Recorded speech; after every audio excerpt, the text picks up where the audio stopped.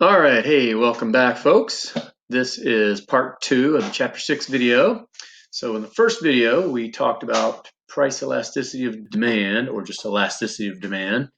And in this video, we're going to talk about price elasticity of supply, or again, I'll just drop the price part and refer to this as elasticity of supply. So remember that demand is the purchases or the buyer side of the market. Supply is the business or the producer or seller side of the market. So what elasticity of supply really measures is producers' sensitivity to price changes. And just like with the law of supply, remember that the price we're talking about here is the price that a business can get for its product. So we know from the law of supply that as that price goes up, as customers are willing to pay you more and more for your product, businesses will work harder and harder and find ways to produce more, even if it means working overtime, overworking your machinery, all that stuff, because it becomes more and more worth it. So we know from the law of supply that as price goes up, the quantity supplied goes up. But now we're asking, by how much does it go up? So there's some businesses where when the price goes up just a little bit, they'll massively produce huge amounts more of their product. And then there's some businesses where the price can go up quite a bit and they only produce a little bit more. So that's kind of what we're talking about. So inelastic supply, just like inelastic demand, means, well, it's not just like. Inelastic demand meant that consumers were not very responsive to price changes. Inelastic supply means that producers are not very responsive to price changes. So one example would be a guy or a gal who has a business making handmade wood strip canoes. Right, that's something that's very labor intensive. It takes a long time. If you get a lot of orders for wood strip canoes, if you're one of those kinds of craftsmen, it's hard to make a lot more of those quickly. So even if the price you can get for your wood strip canoes goes up a lot, you're probably not going to be able to make very many more of them. So something like that that's really handmade, labor intensive, is likely to have inelastic supply. Elastic supply means that producers are pretty responsive to price changes. So that tends to be more like mass-produced items. So I said, mass-produced plastic toys or something like that. Anything that's kind of made in a factory, it's not real labor-intensive, more machine-made, factory-made. Those tend to be more elastic in terms of supply. So I've sort of already talked about the first one here, but the main key to figuring out what types of goods have elastic or inelastic supply is the type of production. If production is handcrafted, time-consuming, labor-intensive, something like that, those tend to have more inelastic supply. And if production is more kind of factory-style, mass-produced, capital machinery-intensive, those kinds of things tend to have more elastic supply. Then again, just like with demand, the amount of time that we're looking at matters. In the short time period, supply is inelastic, just like demand was, at least more likely. Given a longer time period, there's more time for businesses to adjust and find ways to increase production. So in a longer time period, supply tends to be more elastic.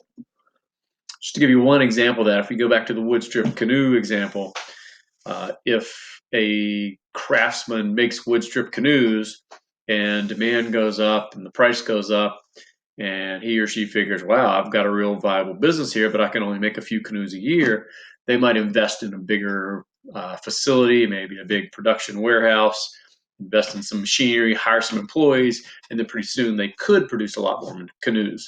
So in a long enough time period, you can make adjustments like that. So that's why supply is more elastic in the long run. Okay, just like with demand, there's some math. It's very simple. It's very much like the equation for elasticity of demand. So elasticity of supply is the percent change in the quantity supplied divided by the percent change in price. The rules are basically the same. If you do this math and you get a number that's less than 1, that tells you supply is inelastic. It's greater than 1, it's elastic. If it equals 1.0 exactly, that's kind of the special case where supply is what's called unit elastic. When we showed this slide for elasticity of demand, you might remember that we were looking at the absolute value, and that was because elasticity of demand should really always be negative because of the law of demand. The law of demand tells us that when price goes up, quantity demanded goes down, and vice versa. So we just ignore the negative sign, we expect it, and just look at the absolute value. In this case, with elasticity of supply, the law of supply tells us that when price goes up, quantity supplied goes up. So this number, the elasticity of supply, should always be positive. So we don't have to worry about that here. All right, just to give you one example, I talked about the elasticity of demand with cigarettes. So let's look at the elasticity of supply. Assume the price of cigarettes increases by 10%. The quantity supplied will increase. I'm just going to make up a number here and say, let's assume that it increases by 15%. Then mathematically, you take the percent change in quantity over percent change in price, and you get an elasticity of supply of 1.5. And based on our rules from a previous slide, that would tell us that supply is elastic. Now, this is purely a made-up example, but I would assume this is probably the case because cigarettes, if you think back to our determinants of supply or of elasticity, cigarettes are made in a very machine-made factory-type setting. They're basically mass-produced. So if the price goes up a little bit, it's really easy for cigarette factories to just massively crank out large amounts more cigarettes. So that's probably a realistic example. So elasticity of demand for cigarettes is probably inelastic. Elasticity of supply is probably elastic. Okay, we looked at similar graphs for demand, but the supply curve S1 on the left is horizontal, telling you that's a perfectly elastic supply.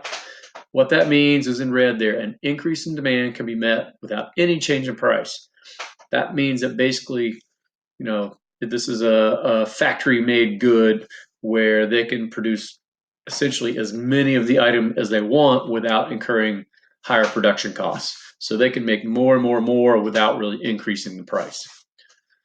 There's always a limit to that. If they try to produce enough, at some point, every business is going to have to face upward sloping supply curve and upward sloping costs. But over a certain range, you might have perfectly elastic supply. On the right, you see an example of perfectly inelastic supply, which means that supply is fixed and cannot respond at all to a change in demand. Those are weird cases, but maybe the wood strip canoe example, I got that by thinking of my father-in-law who makes wood strip canoes, and he's retired and he really just does it as a hobby. And he might make one canoe per year.